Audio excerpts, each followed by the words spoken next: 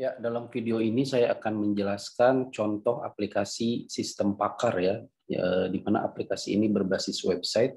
Jadi ini dibuat dengan menggunakan bahasa pemrograman PHP, PHP biasa dengan database-nya adalah MySQL. Ya, ini bahasa PHP yang sudah kita pelajari ya. Nah, ini contoh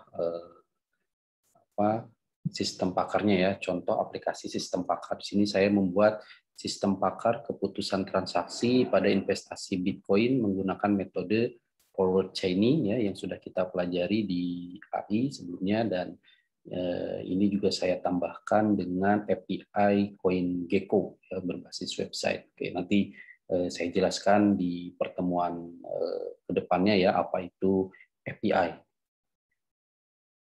Nah, di video ini saya akan jelaskan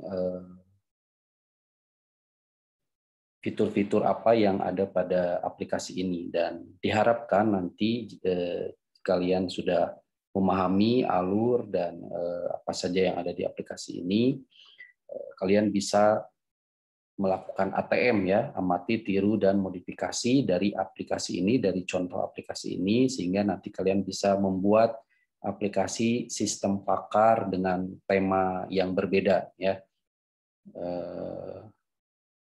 Nanti tinggal diganti saja database-nya ya sebagai basis pengetahuan atau mesin inferensinya. Kemudian lebih bagus juga kalau misalkan diganti stylenya ya, CSS-nya, tampilannya, UI UX-nya, ya HTML-nya itu lebih baik juga. Ya, ini adalah halaman beranda untuk user ya, untuk pengguna. Ini ada beberapa menu, ada keputusan transaksi, ini proses diagnosanya ya, atau proses konsultasinya ini. Ya, nanti akan di sini menghasilkan keputusan apa yang harus diambil gitu ya berdasarkan sistem pakar ini. Kemudian di sini juga ada menu login untuk masuk ke menu backend-nya ya. Kita login dulu dengan username-nya admin, password-nya admin.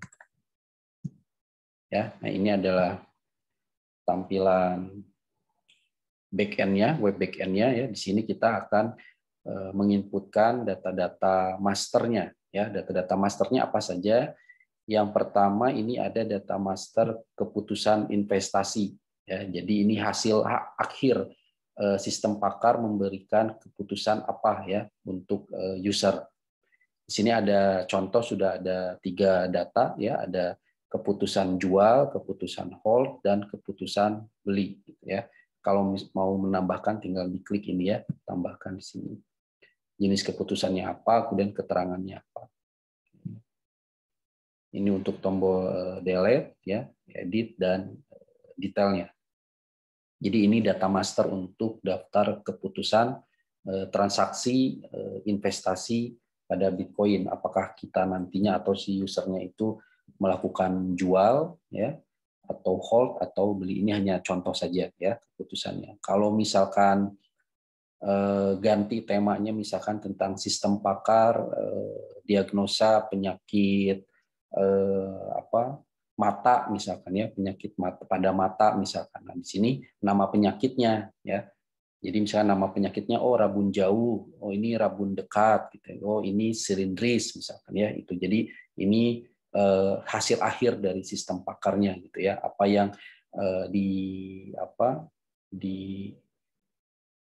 disarankan oleh sistem pakar ini. Kemudian menu yang kedua adalah menginputkan atau pengelolaan data master untuk parameternya ya, untuk parameternya.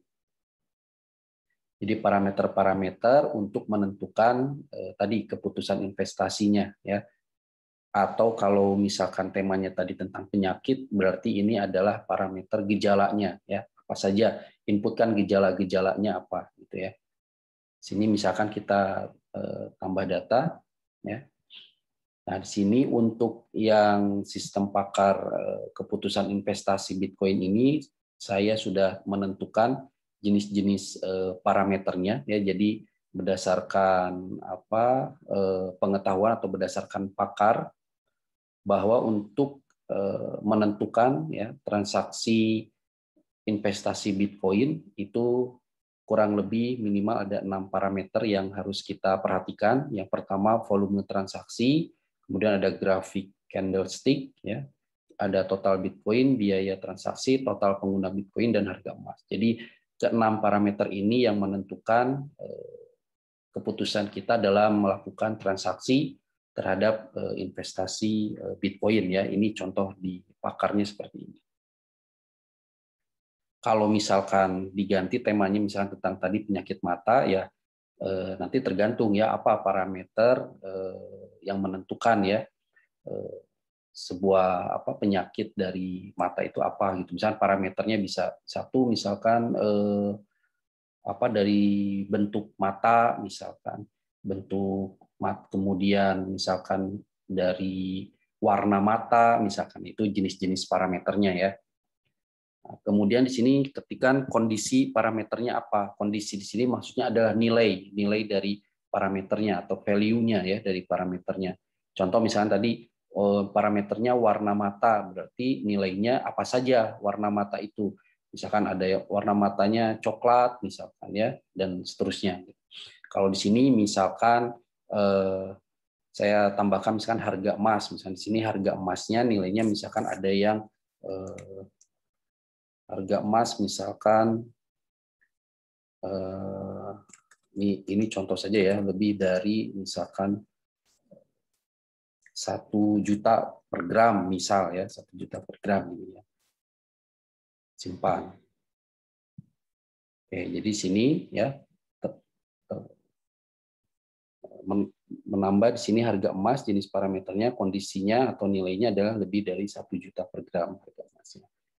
Kita bisa tambahkan lagi ya, misalkan masih harga emas di sini misalkan nilainya kurang dari 1 juta per gram.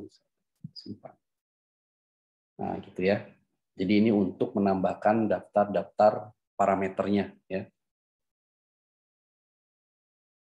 Kemudian menu yang ketiga yaitu basis pengetahuan, atau ini adalah knowledge base atau inference engine-nya ya, mesin inferensinya. Atau di sini sebagai metode forward chaining-nya nanti ya, penalarannya. Ini menu penalarannya. Jadi kita menentukan ya, jika parameternya seperti ini, maka apa hasil keputusannya gitu ya. Di sini kita bisa tambahkan ya. Ini di sini pertama untuk di aplikasi ini ditentukan dulu jenis keputusannya apa. Misalkan jenis keputusannya adalah jual, misalnya ini jual. Jual itu jika misalkan ya, jika apa nih ya. Misalkan volume transaksinya jika ini, berarti tinggal di checklist aja. Ya, di checklist, grafik candlestick-nya hijau, misalkannya biaya transaksinya misalkan tidak perlu di checklist, harga emas misalkan lebih dari 1 juta per gram misalkannya, yang ini masih kosong ya, tadi belum ada datanya. Nah, jika misalkan kita men-checklist ini ya, harga emas lebih dari 1 juta, kemudian grafik candlestick-nya hijau, volume transaksinya lebih dari 3%, maka keputusannya adalah jual gitu ya. Jadi ini premisnya. If volume transaksi lebih dari 3%, if grafiknya hijau, if harga emasnya lebih dari 1 juta gram, maka konklusinya adalah jual misalkan gitu ya. Nah, kita simpan. Oke, data base disimpan. Nah, ini bentuk basis pengetahuannya ya. Jual. Jadi jual jika volume transaksinya lebih dari ini, jika kondisinya hijau, jika harga emasnya lebih dari 1 juta gram. 1 juta per gram. Oke, itu basis pengetahuannya ya. Sekarang kita logout, kita coba sebagai user biasa ya, sebagai pengguna umum. Jadi di sini tinggal masuk ke menu keputusan transaksi.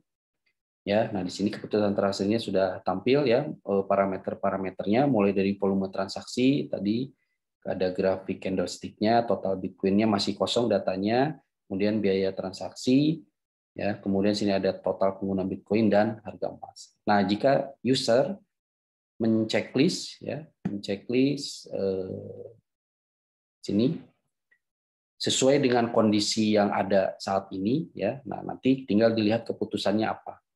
Ya, jadi misalkan kondisi saat ini ya dilihat dari volume transaksinya ternyata sedang lebih dari 3% dan kurang dari 10%, maka di checklist aja, checklist misalkan ya.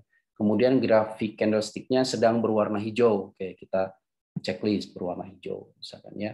Kemudian misalkan biaya transaksinya seperti ini misalkan ya, checklist. Kemudian harga emasnya lebih dari 1 juta per gram. Jadi saat ini kondisi harga emas sedang lebih dari 1 juta per gram misalkan ya. Oke, di checklist. Nah, tinggal dilihat hasilnya ya, di diagnosa hasil keputusannya seperti apa. Oke. Keputusan transaksinya adalah jual ya. Nah, itu ya. Sederhana, sistem pakar sederhana ya untuk menentukan keputusan transaksi investasi pada Bitcoin. Contoh lain misalkan tadi grafik candlestick-nya saya coba merah ya. Kita lihat keputusannya apa ya.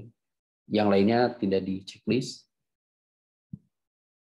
Hasil keputusannya ternyata adalah hold ya. Hanya hold. Kalau grafik candlestick-nya kita buat merah gitu. Nah, itu hasil diagnosa atau hasil keputusan ini tergantung pada data basis pengetahuan yang tadi kita inputkan ya. Gitu. Oke, saya rasa itu ya sekilas tentang contoh aplikasi sistem pakar. Nah, saya harapkan ya setelah ini kalian semua bisa melakukan ATM ya pada aplikasi ini. Coba ganti temanya ya, temanya tentang apa, misalkan sistem pakarnya ya, sistem pakar diagnosa penyakit mata, diagnosa penyakit pada tanaman padi misalkan ya, sistem pakar servis televisi misalkan ya, deteksi kerusakan komputer misalkan ya, laptop misalkan gitu ya. Nah, silakan diganti temanya ya. Untuk codingannya ya, ini bisa gunakan saja strukturnya, gunakan codingan yang saya bagikan ini nanti ya.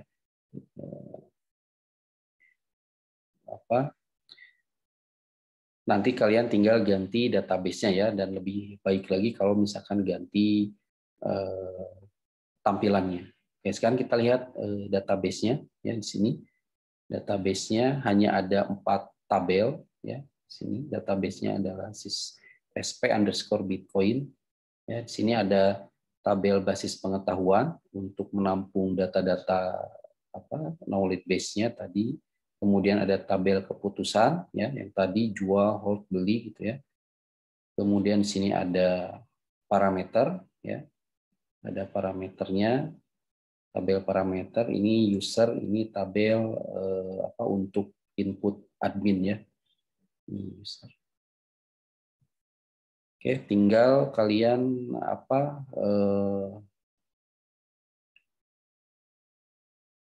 kopas saja ya, simpan nanti folder ini. Nanti saya akan membagikan ini folder ini system_pakar_bitcoin. Nah, kalian tinggal kopikan ini, simpan di htdoc ya, simpan di htdocs masing-masing. Kemudian nanti database-nya ya, database-nya itu nanti dalam bentuk .sql ya. Dalam bentuk .sql. Nah, ini seperti ini ya, .sql. Nah, file .sql ini nanti diimport ya pada saat kalian sudah membuat database-nya. Contoh misalkan kalian buat database-nya sp_bitcoin ya. Nah, misalkan sudah terbentuk nih ya, kalian new dan create database baru dengan nama sp_bitcoin. Nah, sudah terbentuk. Nah, tabelnya kan belum ada ya. Tabelnya belum ada. Nah, kalian lakukan pilih menu import, import kemudian dicari filenya yang ambil file yang ini tadi ya, .sql. Oke, kalau sudah tinggal di go saja. Nanti otomatis semua tabelnya akan terisi. Ya, jadi saya harap setelah memahami ini, alur-alur ini, silakan pelajari. Kalian bisa membuat sistem pakar dengan tema yang lain ya, yang ya ini masih sederhana ya, sistem pakarnya. Minimal bisa memahami alur dan contoh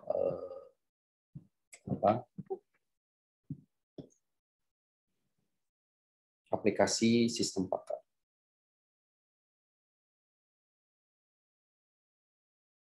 Kalau ada pertanyaan, silakan bisa japri ya lewat WA. Mungkin sekian untuk video penjelasan mengenai sistem pakar ini ya. Terima kasih.